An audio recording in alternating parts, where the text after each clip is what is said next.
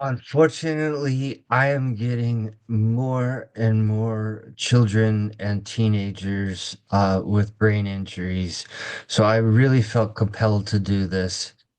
Parents need to know that this is the leading cause of death and disability in children and teenagers. Brain injuries are on the rise. There are almost 3.5 million brain injuries a year now. And I want to tell you some things to do about prevention and treatment. And it's just astronomical because we have over 500,000 children getting brain injuries and they leave the hospital. And I want to explain what to look out for because some of these conditions happen weeks, months, even years later. 62,000 of them are hospitalized, and it's just on an astronomical rise. The majority of, before I get into what to do, the majority of patients are 0 to 4 with children falling. So I want to talk about getting your home safe and what to do. Then there's the 14 to 19-year olds, and that's a whole nother area where it really becomes important to notice some things and to make sure that your teenagers are taking some preventative measures. Because one of the areas where I'm really seeing a tremendous amount of new patients is with e-bikes. So the younger children, secure your home, the furniture, corner guards so that you don't have sharp edges, non-slip rugs. Most kids 0 to 4 are slipping and falling. Stairs and windows. That's another one. People just do not realize that kids will crawl out of windows and they fall downstairs. So lock those windows, put guards up at the top and bottom of stairs. It's very, very critical. If you're going into a new area for play, keep a close eye on those kids because it's new territory to them. So you want to make sure that because they're exploring new environments, that you really promote an eye on watching them, promote safe play. Teach them boundaries and explain where they're not allowed to go and where they are to go, and appropriate age toys. It's another area where kids start playing with things that they shouldn't. And you want to encourage proper motor skill development, even with young kids, because again, mostly those younger children are falls of some kind, down a stair, crawling out of a window, or just falling over. So teaching them balance and motor skills is really important. Now, when we get to teenagers, protective gear when necessary, and I'm telling you, e-bikes is becoming an astronomical issue. 60% of e-bike injuries result in a head trauma, and they are more severe than bicycle accidents. So the amount of head injuries in e-bikes is just growing exponentially. And a lot of these kids, up to 44% of the teenagers riding around in their e-bikes, are not wearing helmets. I surf at a spot where you have to take a long walk. Almost all the kids have e-bikes, and I watch them on their phones and no helmets. And sure enough, I end up seeing a lot of them in my practice. And it's just devastating to see because the disability, if they don't die, can be absolutely life ending. And there are ways and there's things that I do because I'm in a very special field, which is called functional neurology, which I'm able to bring a lot of people back or make significant improvement. But sometimes you can never bring somebody 100% back after a brain injury.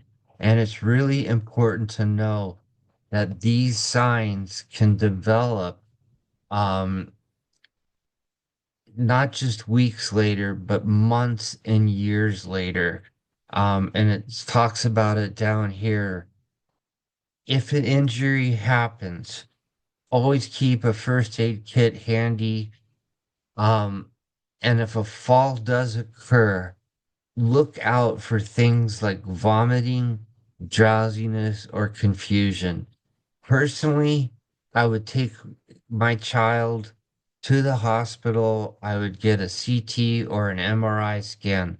It's another thing to be cognizant about is they can hit their head sometimes and whack the head, cause a brain injury, and they could also do nerve damage or fracture somewhere in their neck. And a week or so later, they turn their head the wrong way and they're paralyzed.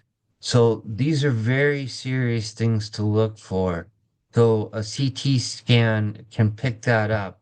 So I am a really big proponent. If they've had a brain injury and they've hit their head, just get them to the hospital, get them checked out. And now it's important to realize that there are these delayed onset symptoms that happen.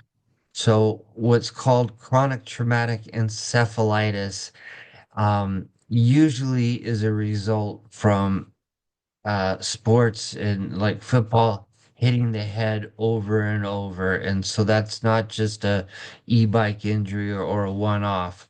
So, I mean, a football player, even in high school, is each hit is sustaining about 10 G's of force every time they hit. If you've ever seen the movie Concussion, I know they've done a lot with helmets, but you want to look out for your son or your daughter's uh, mental condition. If they're starting to lose memory, they seem to have brain fog, they're having some physical disabilities. These are all signs to look out for because, again, these symptoms can happen weeks, months, and even years later. It's because of a secondary damage, and I'll explain it in the next slide, but you have what's called axonal degeneration, and axons are really what connect neurons and create this giant map that we have. And you start to get degeneration and then inflammation and swelling. And that inflammation can start to grow over time and start out as a small little fire and grow to severe neural inflammation. So when you have a head injury, we have what's called the blood-brain barrier. I know a lot of people are familiar with the term leaky gut, but people get a leaky brain from a head injury or a hit to the head. And when that wall is broken down, we have our own immune system, or our body has its own immune system, and our brain has its own immune system. And when the brain immune system is surveilling everything, it's fairly calm and it cleans up damaged neurons or protects them. But then what happens with a head injury, the body's immune system gets in because this blood-brain barrier has been breached and it starts to attack the brain. And then the brain's immune system starts to see all this inflammation and different attacks, and it starts releasing proteins, and you get this double whammy of two immune systems that start to attack the brain. And you get basically what is an autoimmune condition in the brain. And I just can't emphasize that you really want to watch out weeks, months, even years later for symptoms that are cognitive, physical, and even emotional. You can start to see a child or a teenager can start to have more anger, depression, anxiety as a result from their head injury. Physically, they could start to lose their balance or not be as coordinated as they used to be. Cognitively, look for brain fog, memory issues, a lack of ability to finish tasks and paying attention.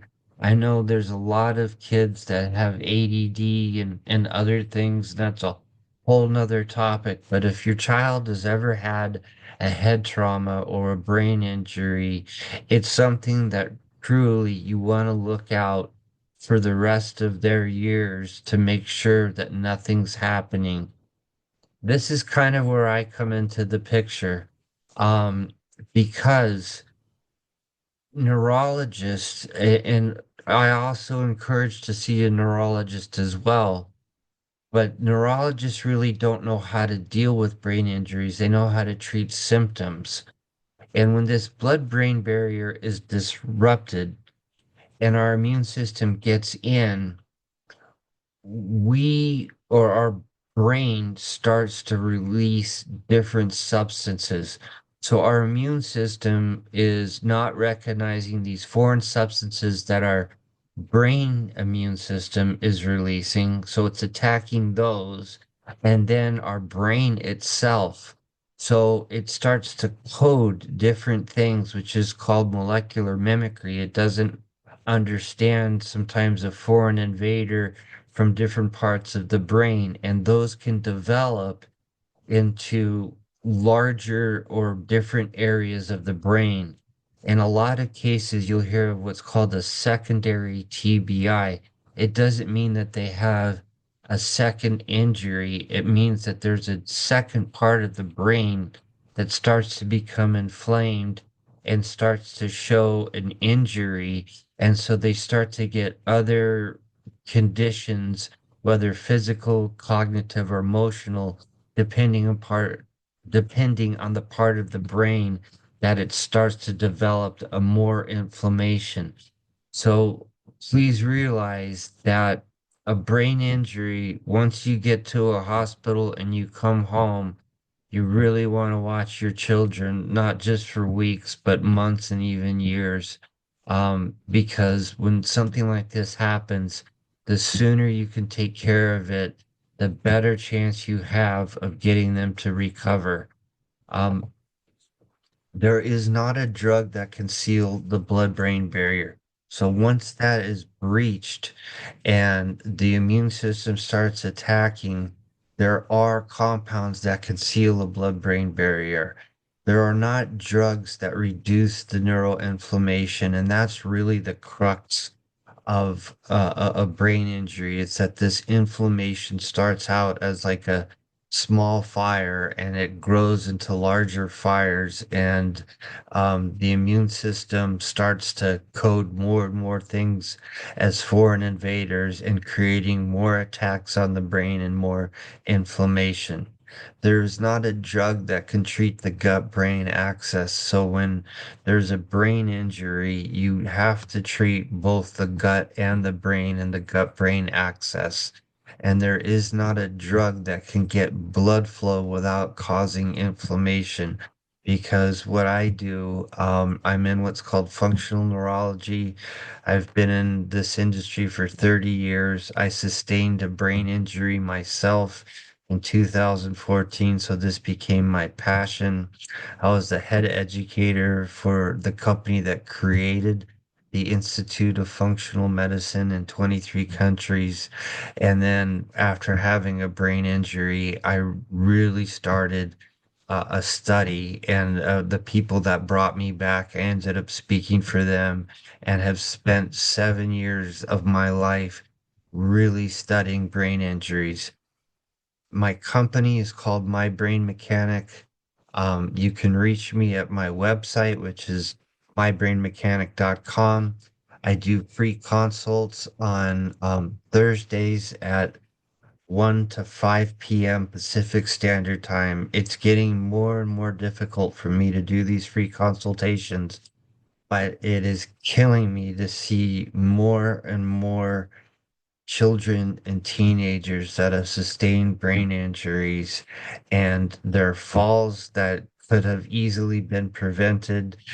And a lot of what I'm seeing now are from e-bikes. So again, my name is Scott. I'm a certified functional medicine practitioner, a clinical nutritionist, licensed health coach, 30 years in the industry and 7 years of really researching brain injuries. So please reach out to me. Um, I can guide you, I can give you information on a free consult to at least get you in the right direction. I just pray that you don't ever have to go through losing a child from a brain injury or have a disability from one. What I do, only a handful of people really know and understand, and I can do my best and have been able to bring people back that was not thought possible. But please just be aware of the things that you can do, protecting your home when the kids are young, putting those things in place, sealing up windows, stairs, and making sure that kids are wearing helmets and that you educate them on e-bikes because 60% of a fall from an e-bike results in a pretty dramatic brain injury. So thank you for watching and look forward to more videos.